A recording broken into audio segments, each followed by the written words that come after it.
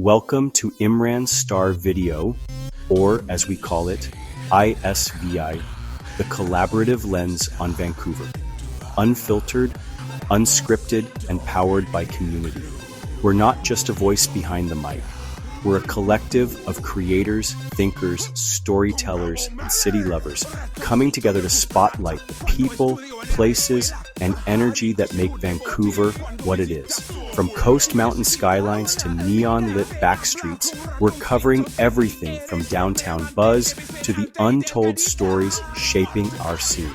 You'll find us exclusively on YouTube, no algorithms, no filters, just real talk. For behind the scenes, updates, and chaotic brilliance in real time, follow us on TikTok and Instagram. So hit subscribe, drop a comment, and help us grow. From 100 to 10,000 and beyond. Because this isn't just our platform, it's yours too. Turn it up. Get into it. Let's talk Vancouver. This is ISVi. Let's get one thing straight. Living in Vancouver is already financially unhinged. So if you're going to throw your money at housing, why not do it in a way that lets you live your quirky aquatic dreams and maybe make eye contact with a curious seal during your morning coffee? Floating homes? Yes, actual houses that live on water like they've got main character energy in a Studio Ghibli film are the West Coast's answer to both the housing crisis and the I need to feel something real vibe shift.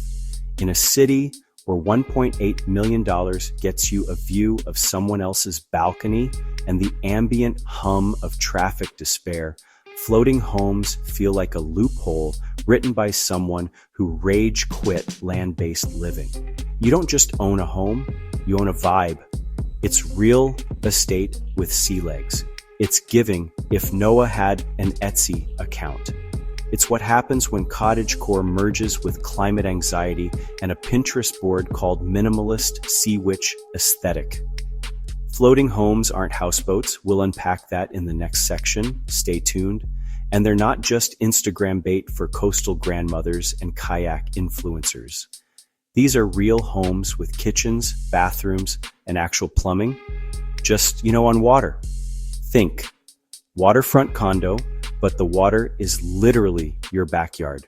You're not near the marina. You are the marina. And yes, people actually live in these things, not just retired sea captains and eccentric ceramicists, although, let's be real, those are always welcome.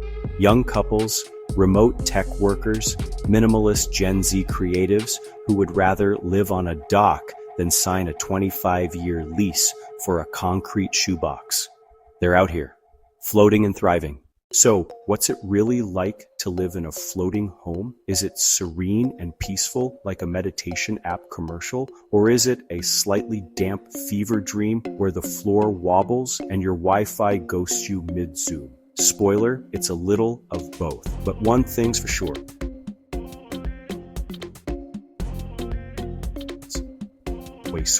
Way more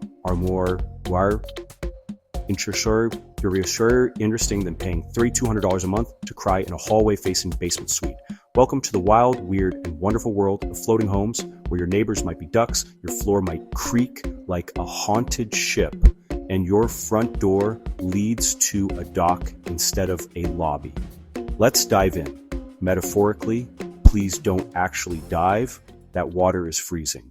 Okay, before we go any further, let's clear up a deeply misunderstood and aggressively misrepresented fact. Floating homes are not houseboats. We know Chad, with his boat shoes and unsolicited crypto advice, has questions. But no, you cannot steer it around False Creek. And no, it's not just like living in a van, but wetter. Here's the deal. A floating home is a permanent, non-motorized structure built to float on water. It's like if your tiny house in a barge had a baby and it grew up to gentrify the marina. Floating homes are docked full-time at a marina or water lot, connected to sewage, power, and internet like any respectable 21st century home. They don't have engines, they don't drift off in the middle of the night unless something has gone horribly wrong, and they definitely don't count as boats for licensing purposes. Houseboats, on the other hand, are basically aquatic RVs. You can drive them, legally float around, and usually have a sad little outboard motor that sounds like it's one bad decision away from exploding.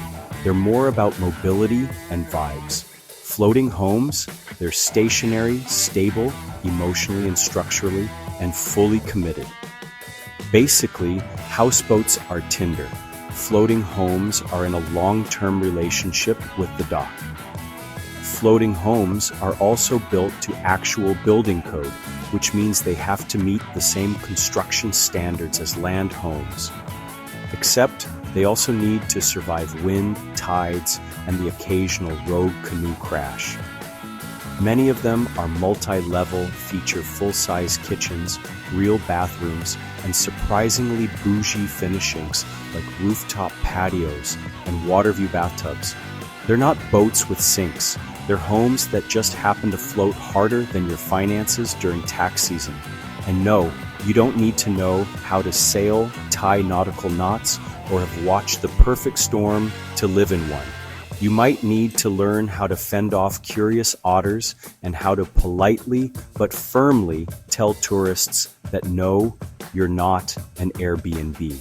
But that's part of the charm.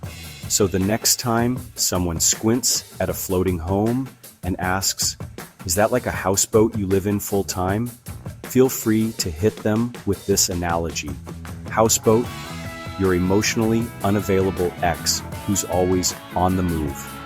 Floating home, your cozy, stable, mortgage-holding life partner who knows how to cook. Big difference. So let's say you've made peace with the idea that your home floats, and no, you're not steering it around like an aquatic Uber. Now comes the real question. Is it actually worth it? Short answer, yes. Long answer, imagine living inside a Bob Ross painting, but with Wi-Fi and a composting toilet. That's the vibe. First off, the view game is elite. We're talking front row seats to sunsets, so good they make your apartment-bound friends cry into their LED therapy lamps. Wake up to the sound of water gently slapping the dock and seagulls yelling existentially overhead like the emotionally unstable sky pigeons they are. It's like living inside a meditation app, except you don't have to pay a subscription fee to hear birds and waves, and forget traffic, unless you count the occasional kayak bro paddling by with a man bun and a Bluetooth speaker blasting Bon Iver. Floating homes offer a rare type of urban peace that feels both magical and mildly suspicious. You're still technically in the city, but it feels like you've escaped to a dimension where your landlord can't find you and capitalism can't scream at you through push notifications. Now let's talk about the community. Floating home neighborhoods are tight-knit by default, because if your neighbor's pipe bursts, you're also getting wet. It's giving marina block party, but with more nautical puns and fewer passive-aggressive hallway confrontations. People wave, they check on each other during storms. There's a weird but beautiful sense that if one house sinks, y'all are sinking together. That's solidarity, baby. And of course, there's the eco-friendly appeal. Many floating homes are designed to be energy efficient, water conscious, and environmentally sustainable, which means you get to feel superior about your carbon footprint and shower with a view of the horizon.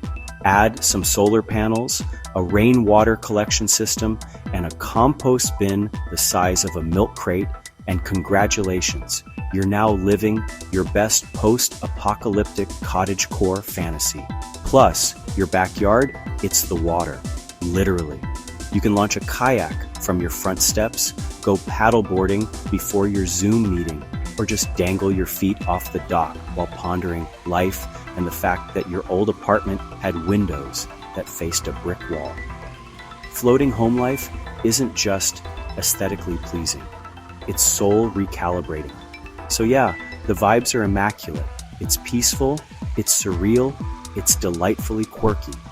Living on water gives you a level of main character energy that condo dwellers can only dream of. Just make sure you've got a solid mug collection, because sipping coffee with fog rolling in over the water, that's not just a moment, that's a lifestyle. Floating homes may be vibes, but they are not for the faint of heart. Living on water means everything is trying to destroy your house at all times. Get ready to wage war against mold and the shocking lack of space. Storms aren't just background noise, they're full-blown events. Add in bureaucratic nightmares, and you'll find the reality is equal parts magical and mildly chaotic. That's the trade-off. So, who lives in floating homes? Forget the stereotypes. In reality, it's a wildly diverse community of artists, tech workers, and pragmatists escaping the rental matrix. They're eco-conscious pioneers of alternative living, a delightful cocktail of resourcefulness and romanticism. Think less retirement victory lap and more cottagecore, C-core, and I'm one plumbing issue away from a breakdown, but it's worth it. Thinking of living on a floating home? Cute. But before you manifest that coastal fantasy, let's talk bureaucracy. Getting one is like buying a condo on hard mode. You'll need contracts, marine surveys, and a moorage agreement instead of a land title. Then come monthly moorage fees, special insurance, and tricky zoning laws. Just know that while floating homes are untethered from the ground, they're not untethered from the system. You've seen the aesthetic Pinterest boards, but are you actually cut out for life on the water? It's time to self-audit. Can you handle being a minimalist, your house rocking in a storm, or spontaneous repairs? Floating home communities are tight-knit, so if you crave connection, you'll love it. But if you're screaming, I need central heating, maybe visit first and keep your condo lease on standby. Alright, you've seen the aesthetic Pinterest boards and fantasized about waving at kayakers. But let's be real. Are you actually cut out for life on the water? It's a commitment. Can you handle a rocking house, constant maintenance, and tight-knit communities? If you crave connection, you'll love it. But if you need central heating and anonymous silence, maybe keep your condo lease on standby. Final verdict: floating homes, 10-10 for aesthetics, 8-10 for practicality, 12-10 for personality. Now go forth and float, or at least support someone who does. And just like that, the city's pulse slows. But the story doesn't stop. You've been watching ISVi IMRAN STAR video, where voices come together and the city speaks back. We're a crew, not a single face, a movement, not a moment. And every episode, that's built with you, for you, by all of us. From the seawall to the skyline, from underground voices to rooftop vibes, we're telling the stories that don't make the news, but make the neighborhood. If this episode hit, pass it on. Subscribe on YouTube. Follow us on TikTok and Instagram. Drop a comment and tell us what your Vancouver sounds like. We're building this together, clip by clip, story by story, from 100 to 10K to wherever this takes us.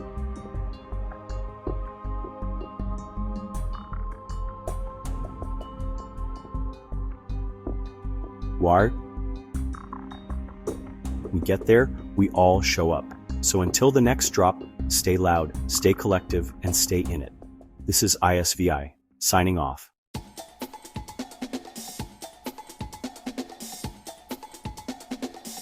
Welcome to IMRAN STAR Video, or as we call it, ISVi, the collaborative lens on Vancouver, unfiltered, unscripted, and powered by community.